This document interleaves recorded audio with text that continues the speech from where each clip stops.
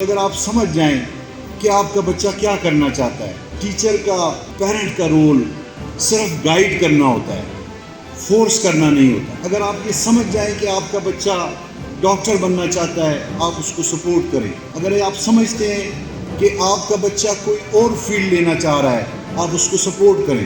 میں یہاں کھڑے ہو کے یہ نہیں کہہ سکتا کہ میرے جو 9 بچے ہیں میرے گھر میں نے ان کو فورس نہیں کیا۔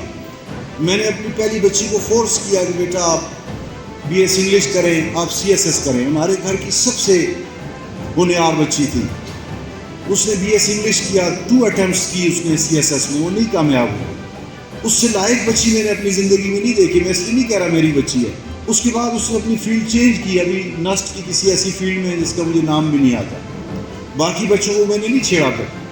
ایک ڈاکٹر ہے، ایک نیوز کاسٹر ہے، ایک وکالت کر رہی ہے، ایک بی ایس سائیکالوجی کر رہی ہے، ایک نے MBA کیا ہے، ابھی پڑھ رہے ہیں کچھ بچے۔ تو کہنے کا مقصد یہ ہے کہ آپ نے صرف سپورٹنگ رول پلے کرنا ہے۔